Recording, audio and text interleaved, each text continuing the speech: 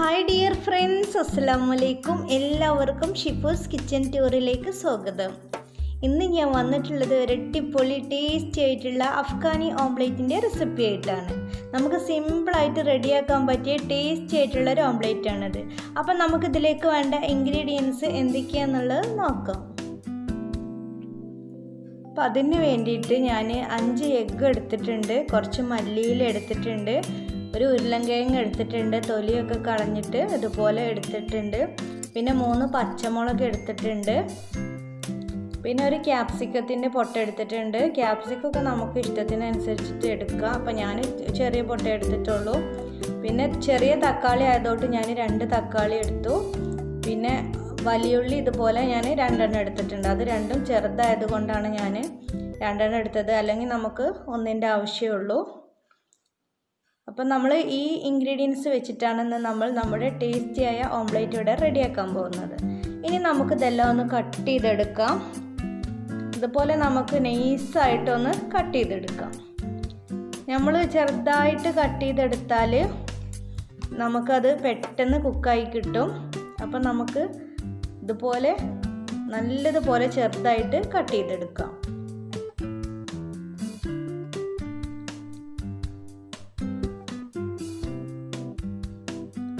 ഇപ്പം നമ്മൾ ഉരുളൻകിഴങ്ങൊക്കെ ഇവിടെ കട്ട് ചെയ്തെടുത്തിട്ടുണ്ട്. ഇനി നമുക്ക് വലിയുള്ളി ഇതുപോലെ കട്ട് ചെയ്തെടുക്കാം.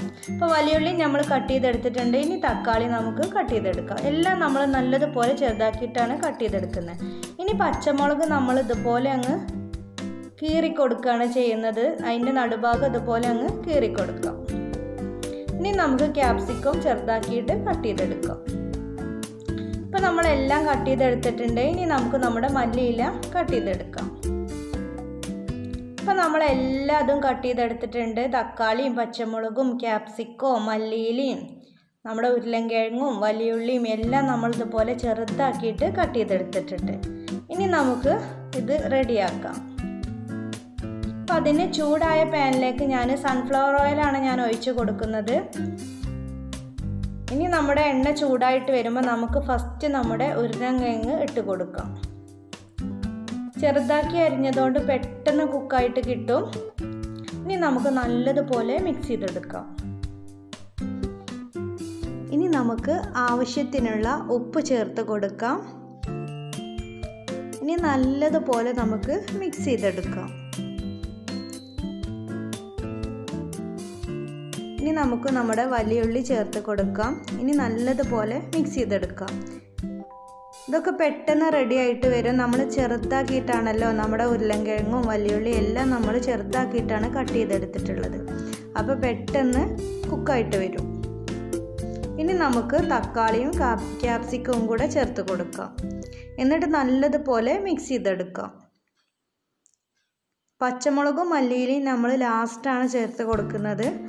അപ്പം ഇനി ഇത് നമുക്ക് നല്ലതുപോലെ മിക്സ് ചെയ്തെടുക്കാം. ഇനി നമുക്കിതിലേക്ക് 1/2 സ്പൂണ് കുരുമുളക് പൊടി ചേർത്ത് കൊടുക്കാം. ഇനി നല്ലതുപോലെ മിക്സ് ചെയ്തെടുക്കാം.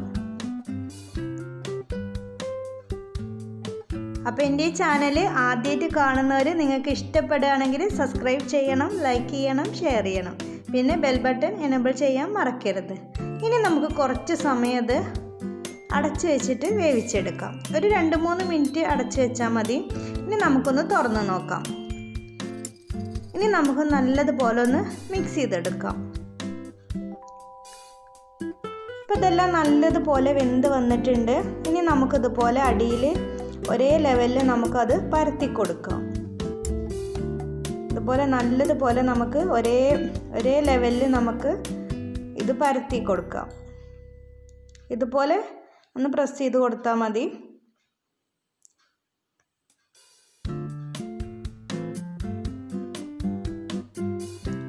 ഇനി നമുക്കൊന്ന് അടച്ചു വെക്കാം. ഇനി നമുക്ക് നമ്മുടെ എഗ്ഗ് നമ്മൾ ഒരു പാത്രത്തിലേക്ക് എഗ്ഗ് പൊട്ടിച്ച് വെച്ചിട്ടാണ് നമ്മുടെ പാനിലേക്ക് ഒഴിച്ച് കൊടുക്കുന്നത്. നമ്മൾ അതിൽ നേരിട്ടല്ല ഒഴിച്ച് കൊടുക്കുന്നത്. ഇനി നമുക്ക് ഓരോ എഗ്ഗും ഇതുപോലെ പാത്രത്തിലേക്ക് പൊട്ടിച്ചെടുത്തിട്ട് നമുക്കിതുപോലെ നമ്മുടെ പാനിലേക്ക് ഒഴിച്ചു കൊടുക്കാം. അപ്പോൾ ഇത് ബ്രെഡിലേക്കും ബന്നിലേക്കൊക്കെ കഴിക്കാൻ നല്ല ടേസ്റ്റാണ്. അല്ലാതെയും കഴിക്കാം, നമുക്ക് എല്ലാത്തിൻ്റെ കൂടെയും കഴിക്കാം. നല്ല ടേസ്റ്റാണ്. അപ്പോൾ നിങ്ങളെല്ലാവരും ഇതുപോലെ ട്രൈ ചെയ്ത് നോക്കണം. നമുക്ക് പെട്ടെന്ന് സിമ്പിളായിട്ട് റെഡിയാക്കാൻ പറ്റിയ ഓംലെറ്റാണിത്. ഇനി നമുക്ക് നമ്മൾ എടുത്ത് വെച്ചിട്ടുള്ള പച്ചമുളക് ഇതുപോലെ അങ്ങ് വെച്ച് കൊടുക്കാം.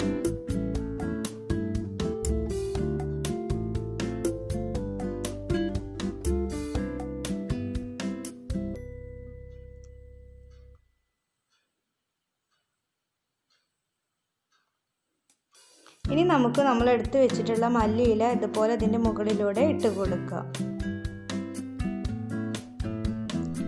ഇനി നമുക്ക് കുറച്ച് ഉപ്പ് ഇതുപോലെ നമുക്ക് കൈകൊണ്ട് തന്നെ ഇട്ട് കൊടുക്കാം, എങ്കിലേ എല്ലാ ഭാഗത്തേക്കും എത്തുള്ളൂ. സ്പൂൺ കൊണ്ട് ഇട്ട് കൊടുത്താൽ അത് കട്ട പിടിച്ച് കിടക്കും. ഇനി അതുപോലെ തന്നെ നമുക്ക് കുരുമുളക് പൊടിയും ഇതുപോലെ എല്ലാ ഭാഗത്തേക്കും ഇട്ട് കൊടുക്കാം. അതൊക്കെ നമ്മളെ എരിവിനനുസരിച്ചിട്ട് നമുക്ക് ഇട്ട് കൊടുക്കാം. ഉപ്പ് കൈകൊണ്ട് ഇട്ട് കൊടുക്കുകയാണെങ്കിൽ എല്ലാ ഭാഗത്തും എത്തും. ഇനി നമുക്കൊരു 3-4 മിനിറ്റ് നമുക്ക് അടച്ച് വെച്ചിട്ടൊന്ന് വേവിച്ചെടുക്കാം. ഇപ്പം നമ്മുടെ ഓംലെറ്റ് ഇവിടെ റെഡി ആയിട്ടുണ്ട്. നമുക്ക് സിമ്പിളായിട്ട് റെഡിയാക്കാൻ പറ്റിയതാണ്, നല്ല ടേസ്റ്റാണ്. അപ്പം നിങ്ങളെല്ലാവരും ഇതുപോലെ ട്രൈ ചെയ്ത് നോക്കണം. ഇനി നമുക്ക് നമ്മുടെ ഓംലെറ്റ് പ്ലേറ്റിലേക്ക് മാറ്റാം. കണ്ടില്ലേ, നല്ലൊരു സ്മെല്ലൊക്കെ വരുന്നുണ്ട്, നല്ല ടേസ്റ്റായിരുന്നു. ഇനി നമുക്ക് പ്ലേറ്റിലേക്ക് മാറ്റാം.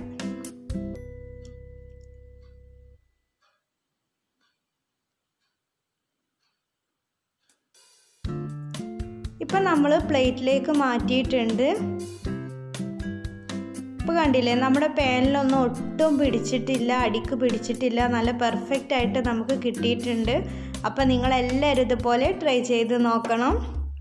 ഇനി നമുക്ക് നമ്മുടെ ഓംലെറ്റ് ഒന്ന് കട്ട് ചെയ്ത് നോക്കാം. നല്ല പെർഫെക്റ്റ് ആയിട്ട് വന്നിട്ടുണ്ട്.